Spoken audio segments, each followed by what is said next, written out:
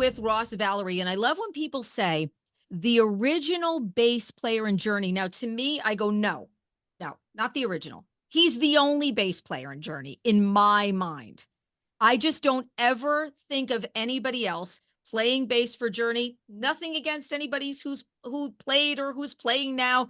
You are the bass guy in Journey. 13, I think, out of 15 records. So welcome the legendary Rock and Roll Hall of Famer, Ross Valory, to New Jersey. You're making me blush. Really, thank you for having me, and especially for that compliment. Wow. Well, it's true. I just can't fathom, and I'm a Journey fan from way back. I want to talk about this amazing solo record, all of the above, because when I first heard this record, I'm going, okay, this is a record that is come full circle for Ross. And I did my prep and read a little bit about how it came to be for you, but it sounds so full circle to me because, of course, it sounds like Journey predating Infinity. And I What? hear all of that beautiful percussive flavor that was on those first Journey records. And I go, Ross has got to love the fact that this record has finally been born. It has. You've made a lot of good points there, but one has to do with the choice of music that I put out. First of all, it's so much variation, and it's almost like a buffet. But It there's a is. really, It really is. Yeah. but how it relates truly to the music that the Journey did in the early days. I put out this album, and it's completely different than probably what most people would expect of me, but it appears I'm getting a good reception. But it does the being eclectic and experimental, that does relate to early Journey, as you said. So Yeah, where the do you get the bravery to do look, this record has been not something you put together in a year. There's been a lot of time that went into this record, inspirations and recordings. But where do you get, the cojones to put out a record that people are not expecting it all from you? yeah. You're literally just like putting it out there and saying, hey, this is, I guess it comes from a freedom that you feel as an artist after all of this time doing what you do. Yes, I did. You've hit the nail on the head again there. Where do you get the courage or the cojones? Yeah. And that probably plays into why it took me so long to do this. It's about um, confidence in the material, and no matter how much I'm engaged and inspired by it, but not knowing if anybody else is going to like it, and it took a while to come to that conclusion that, hey, this is good stuff. I don't have to look at this as a music business career. Yes. It's just simply the stuff that represents all these ideas that have been collecting for many decades. Yeah. So Now you came out of the 70s and 80s. Journey, of course, biggest band of the 80s, still a band that was around in the 70s, very different band then than yep. the 80s and the Steve Perry and the all of a sudden all over MTV. So let's touch on that point that you brought up. That has to be a whole different feeling than what you were used to in the 80s when everything was about the machine. You got to do this. You got to make another frontiers. You got to make another escape. I mean, that pressure has to be for an artist unbearable almost. Well, no, in some ways, yes, and in some ways, no. It was a well-oiled machine, and the time was afforded for people to rest and then be creative and then write the songs and then to assemble them, to rehearse them, and then to record them and then to go to perform. Uh, there was somewhat of a regular schedule, which made it a lot easier. But as you put it, the pressure produced. Uh, I don't know if it's so much about the external pressure to produce, album after album in such a succession. I think it was more about the energy and the inspiration within the band to do it. I mean, it was on fire, and the rest was a matter of fitting it to a schedule. On fire indeed. Oh my gosh. Yeah. I mean, it was that big giant journey machine. So talk to me about the musicians on all of the above, because you've got some amazing people here. And the one thing that I noticed too is I hear like that Bay Area flavor. I don't even want to say sound, but I feel like I'm kind of transported there Wow. in this record with, and obviously a lot of the people that you've used would give me that impression. So talk to me about Yeah. fitting musicians with songs and deciding when you are putting out a record, a full record. Some of these riffs went back a long time for you, like some of the inspiration for this record. How did you find all of these people to play with you? Well, first of all, in describing which people played on which songs, it does bridge to what we were also talking about earlier.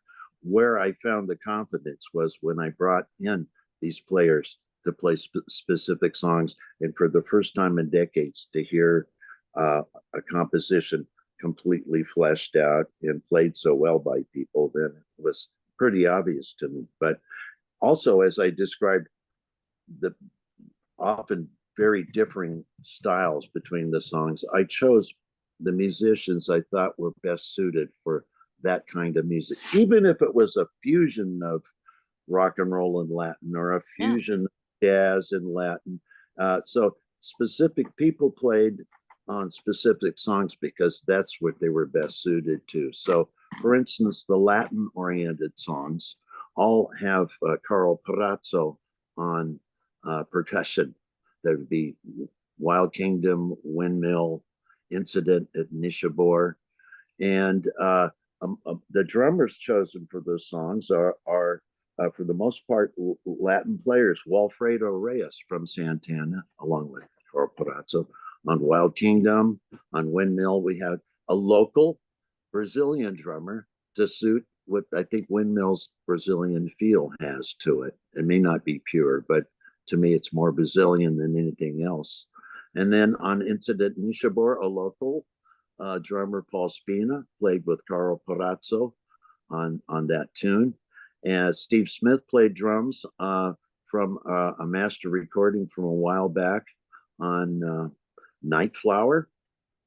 Then we have Gregor Rico playing suitably to that big, sloshy, tight soul feel for Lowrider. I love So Lowrider. Oh, what a great version. What a great version. And of course, Tom Land, such a beautiful song. You worked with oh, Miles, there Miles Schoen. you're right there. Yeah, Did you know him from the time that he was like, literally out of the womb? I've known Miles since he was a little child. Yeah, Yes, since a baby. in 2016, that was the first opportunity to work with him. I brought him up to play on Tomland, and I brought in Prairie Prince of the Tubes and Todd Rundgren, What a and have the legend. Legend. original Yep. journey as Yep. well. And those musicians were best for that kind of song. But no matter what the variety of all the music is in having specific players for specific songs, there's one other person besides Carl Perazzo that is present in all of them, and that is Eric Levy on keyboards. Eric from Night Ranger. And he and I and our engineer, Jacob Stowe, basically co-producing all this. And Eric appears in all the songs. That's important to point out. As far as guitars go, of course, we have Miles on Tom Land, and we have another local veteran guitarist, Vernon Ice Black, who played guitar on Incident Nishabor, Senor Blue, and Lowrider. Yeah, so that's kind of a description of what musicians played in what song for what reason. Uh, uh, uh, uh, I also played guitar, all the guitars on Now, Windmill. did you start playing guitar? You started playing guitar, right? You didn't start as a bass player, you started as a guitar player.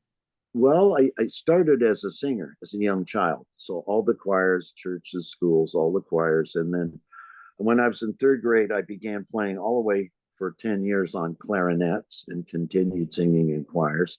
At home, my mother taught me how to play ukulele. Then I got a tenor ukulele, which is like a four-string guitar. And then we went to guitar. So somewhat self-taught. My mother also taught me how to play piano. So how all that relates to this is that Windmill I actually wrote on guitar and had an arrangement for it. So hey, why not play guitar? So that's the underlying acoustic electric guitar part. But there's also electric guitar parts in the song as well. So uh, the reason why I played the Calliope synthesizer part on Wild Kingdoms is because it was written on that instrument with that sound. So it's not so much about being multi-instrumental. It's like, well, I might as well apply how I played the song to those that I wrote. So And that song, in particular, is the song that introduced me to all of the above, and it just kind of took me on that journey where I was like, oh man, an journey, adventure. Yes, so to I speak, where I was just like, oh man, this is definitely like I can feel Ross's feel here, on the record. And I think the sequencing on this record is important too. So yes, putting that's everything in a sequence. right. Yeah, and especially given how different a lot of the songs are, there's a So way to different. put Yep. it together by, pausing, lowering the energy a little bit, or the fact that the two songs have the same rhythm or tempo. And then in terms of uh, key signature, sometimes that is the way that you thread them together. So I've recommended to a lot of people for this album's turn off your phone, turn off the lights, and listen to the whole thing. But have you, Terry, checked out the music videos? I have the lowrider video is awesome. It's so incredibly cool. But yes, I have. And they Mm, are amazing. What people are doing with videos now is so cool, but they're amazing companion pieces to these songs. And I think that that's it's definitely part of the certain records are kind of like experience records. And I think that this is definitely one of those experience records. I said to you before we started, because you and I have never met. So, little bit of a chat. And I said to you, your record is a record that I've put on all summer and just kind of just had it on and gotten into the music and just felt everything. And it's funny because I always have to get titles because I'm always like, oh, track 1 or track 4. Like I'm a track person. I'm not a title person, well, but yeah, listening to it so much, I know the titles for all of the songs that are because I've listened to it so much. But yeah, absolutely. I think the videos are definitely awesome companion pieces. little adventures. Yeah. So I was saying earlier how this is a little different than what people may have expected, but I'm not concerned about the success of this music. It's more of an offering, and just to have the blessing and the opportunity to be able to present it is pretty much enough for me.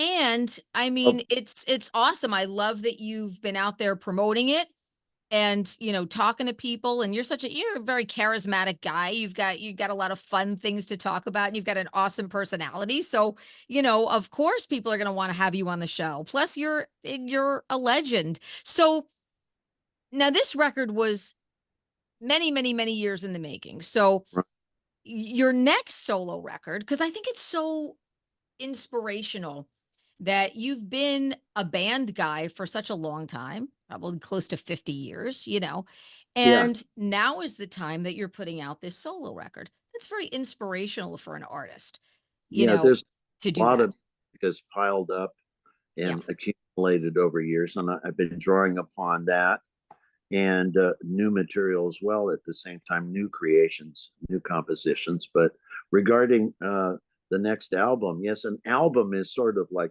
an illusion. It's an old concept, but uh, if we call it an album, yes, there are more albums to come. In fact, for quite some time, I've been completing more material that's yet to be put out. So and again, I think with this even newer stuff that will come out, you'll see the horizon, the scope of how many different styles are involved. We'll see that get a little broader. It's like I'm not concerned so much whether people are going to like it. If I really No.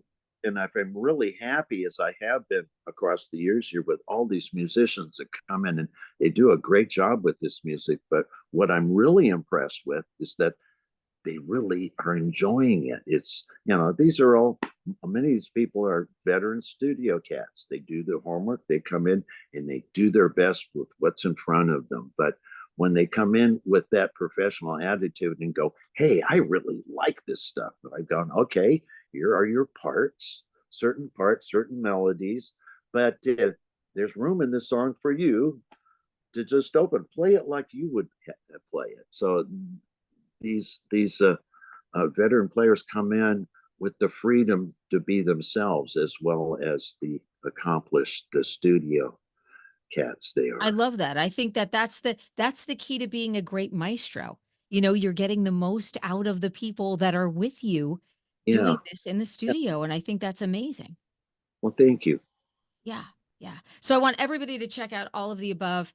Ross Valory, I could like go on and on and on and on and on and on with you. What is your best, before I let you go, what is your best memory of your time in music? And then something that you're happy you probably never have to do again. Well, regarding the first question, there's one that really pops out a lot and had to do with the first Journey song that came to the radio. And I was driving in my car, of course, the album's done, the singles are released, and yes, it's going on radio. But when I was driving in my car and heard that first Journey song, that really hit me. Yeah, you know what's going on. The energy's there. This thing's going to succeed. Everyone has the versatility and the talent and the will to just keep going and be flexible, in which we were. But just to hear that song on the radio for the first time was pretty amazing. It's a big deal. That's a big deal. And Yeah. and something that you said, you know what? I'm kind of glad that part of it's over and I don't have to do it again. Would I do it over again? Yes. Yes, it was all well worth it. What a magical experience, So everything. So there's nothing in the past that you think, would no, everything is something that you think is such a part of your experience in music that there's nothing you would change. Um, possibly for me or for everyone to have a little more time off in those pressing years, but I think that was pretty much unavoidable. I mean, no matter how convenient it can be for you to travel, which is those best airplane seats and the cars and a good hotel and a very clean and clear schedule, sound check, performance, transportation, no matter how simple and easy that can be made for you, how comfortable you can be, it's still something that wears on you. So excessive touring, no matter how well it flows, still can be tiring. I guess in balance to that answer, I spent a lot of time away from home and from friends and family, Yeah. and in some cases, friendships or relationships dwindled. Some went away. I had friends or close relatives that passed away in my absence. So uh, I'm just getting to know my grandnieces and grandnephews for the first time, and some of them are already married and in college. And I'm going, oh, so now's the time, not necessarily to make up for it, but to engage all my friends and family and have the freedom and the time to do that. You can't beat that. That's quality time, Terry. Yeah, I had a rocker on recently and he said, you know what, I'm just learning my grandchildren's names and it's actually kind of cool. Like I'm just figuring out who's who because I've been Oh, away for so long. So I yeah. get that. And you know what? I think it's a great time now to be you because there's just a freedom to be able to do the things that you want to do and make the music that you want to make and get out there and present it and talk to people. And you've had such a presence on social media and everybody wants you on their show, as we should, as they should. And Okay. I think it's a really exciting time to be Ross Valory. So congratulations on after 50 years getting your solo record out there. And it's not for lack of trying. You've just been a busy dude. Yes, I've been away, and You have. now I now I'm home. Now you're Anyhow, home. much Terry. Thanks so much. All of the above. The debut solo record from the only bass player in Journey, Ross Valory. And thank you so much for hanging out with me. It's been, I mean, listen, if you had told the 16-year-old Listen, me one right. day I'm going to sit there and talk about music with Ross Valory, I would have said, get out of here. Are you insane? Let's do this again I when would love it. Absolutely. Absolutely. And congratulations on a dynamite piece of music. shucks. Thank you. Thank you. Thank you. Take care now.